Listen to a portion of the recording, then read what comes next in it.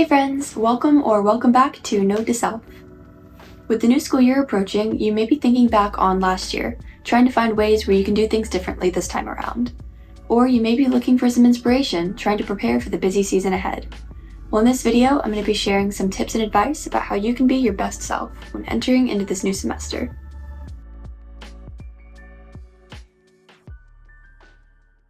So the first tip I have for you is to start early.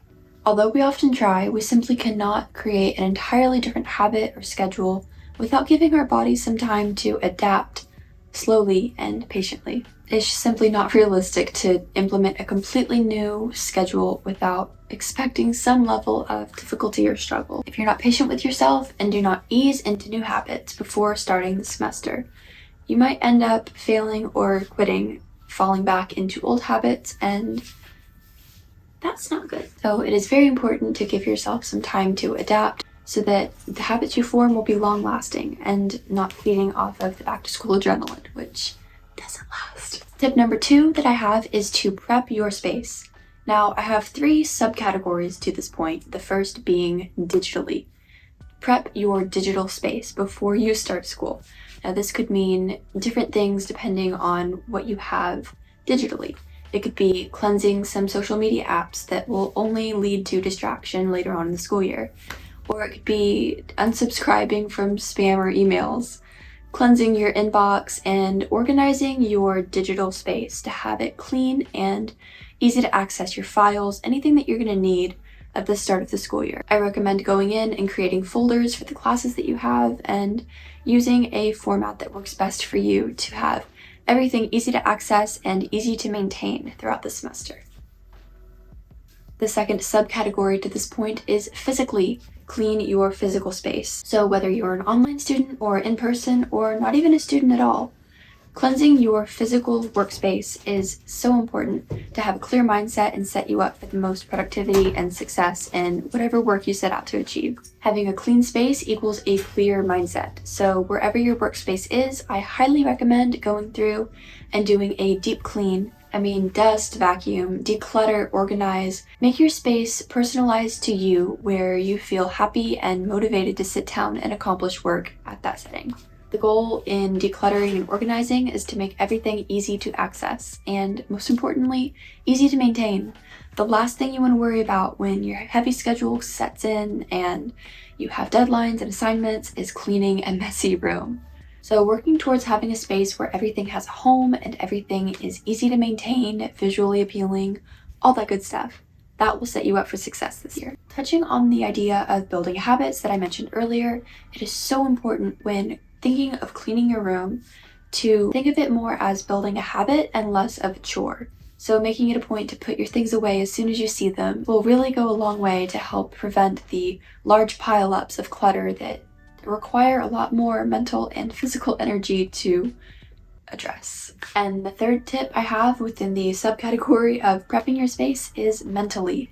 While the 2 previous categories do contribute greatly to your mental well-being, the most important thing you can do when starting the new school year is to prepare a positive mindset and a fresh perspective. One of the most helpful perspectives I've found is called the growth mindset. And this is where you view the things that life throws you as opportunities instead of drawbacks. You see the highs and lows and count it all as positive because nothing can truly hinder your ability to achieve success except for your own disbelief in your ability. The place that you are currently in does not define where you're going to stay and where you're going to be in the future. Regardless of the opportunities or lack of opportunities, circumstances or experiences you face, that does not hinder your ability to take a step forward and transform your current circumstances instead of feeling bound within them. Now, this growth mindset can be extremely helpful, especially during the school year, because even the highest achievers and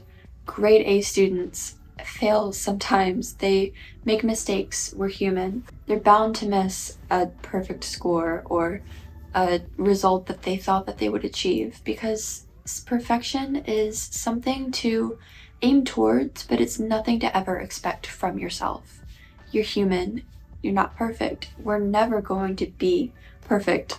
We're not always going to do things consistently right all the time. So take it easy on yourself. Take a step back.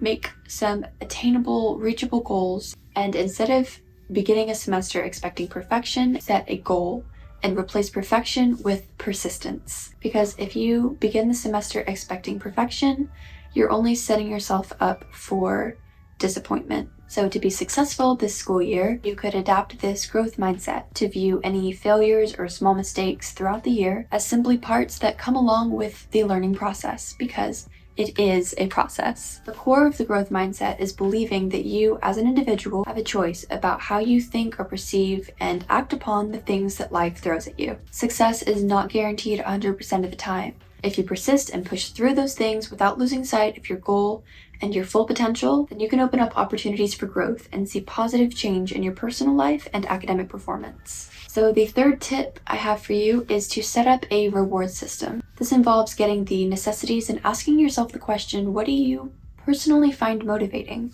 that helps you naturally want to do a specific task? Setting up some sort of reward system will help you feel more naturally inclined to actually starting a task that may be dreaded and you might not want to do, so it piles up and then you feel stressed about it. Don't be that person. I see you. I see you. I do that too sometimes. But we're here to uplift each other and understand that we are all human. We all make mistakes. But these are things to work towards. It's not going to happen overnight. So don't be hard on yourself. So back to the reward system. For example, if you enjoy working with a burning candle, go buy your favorite scented candle and burn the candle while you do your work. If you have certain songs that you find personally motivating, make a playlist and listen to that playlist only when you do your work. Because if you reserve that playlist for when you begin your task, then you can actually trick your brain into wanting to sit down and start on a task, no matter how long you work at it, but you get to listen to those songs. And oftentimes starting is the most difficult part. So if you make it fun and not so daunting, then tasks won't seem daunting and you'll actually get a start, which will lead to further productivity. Tip number 4 is to focus on what matters. There is bound to be drama. There is bound to be things that try to hold you back and distract you from the goals that you set out to reach. There's nothing worse than starting a school year positive and motivated, and then something throws a wrench in that plan and you feel like all of those goals are falling apart. It's okay. Piece things back together and try to focus on what matters. Take a step back and ask yourself, is stressing and worrying about this particular circumstance really going to add any value to my life? Basically, is it worth it? Is caring what this person thinks worth it? Is staying up all hours of the night overthinking something really worth it? Rewire your perspective to focus on the things that only add value to your life. Follow peace and not any confusion, because that's just not the right headspace to be. And you don't want to fall into that cycle of thinking throughout the semester. It's garbage. It's not positive. It's not worth it. So in order to avoid this cycle of thinking, try to create small attainable goals, because the more you do this and the more you outline specific steps that you can take towards reaching them, the less room there is for distractions to fill the gap. In the grand scheme of things, try to think about whether certain things are really going to add value to your life, and if they're not, don't put your time into them. Only focus your time into what's going to matter in the long run. And even if you start to slip into the cycle of straying from your goals and falling short of where you wanted to be, feeling lax, it's okay.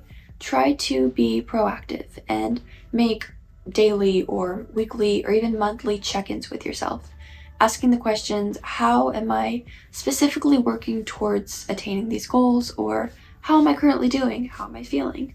Check in with yourself and be honest. Brain dump all of your ideas, all of your feelings and emotions into a journal or something like that. This way you can visualize the specific ways that you're making progress towards these goals. And most importantly, when doing this, remember to identify your weaknesses, because Coming to grips with specific weaknesses that we have and confronting them head on is the only way to really grow out of them, and the only way that we can develop strengths. Oftentimes we're afraid to acknowledge the things that we fall short in, but coming to grips with the raw and real of our natural tendencies will allow us to outline steps towards breaking those undesirable habits and creating strengths and positive ones, and prevent bringing them into another school year. So we can give these the name counter habits, where you identify a habit that you find undesirable and do not wish to carry into the school year, and instead create a counter habit where you think of something that you can do to counteract the negative that you wish to change. Reflect on the past semesters and think of things that you could do differently,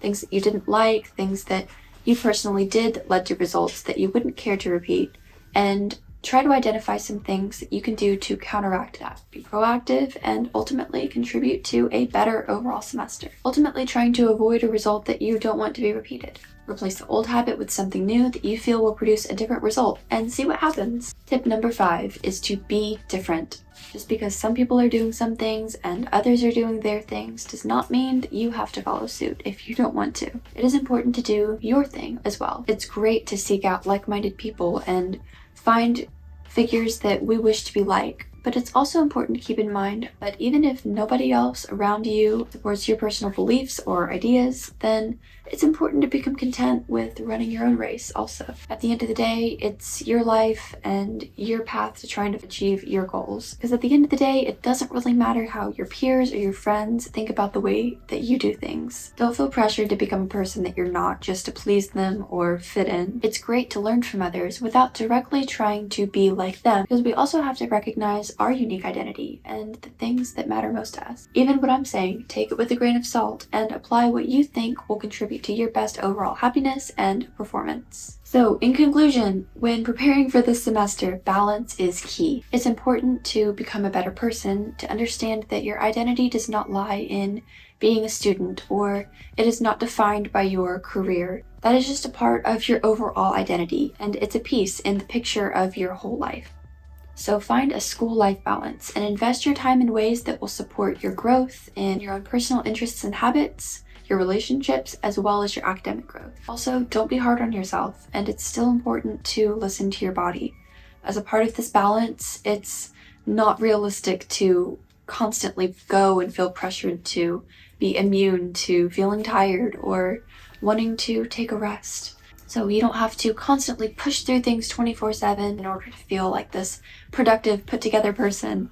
It's also important to take rest in a balanced way where you recharge and you take time for yourself, and that will ultimately fill your cup in order to be able to pour back out into your academic growth and personal growth. If you stay on top of things, the goal is to have time to be able to relax and rest and invest your time in ways that make you happy and ultimately contribute to a balanced lifestyle.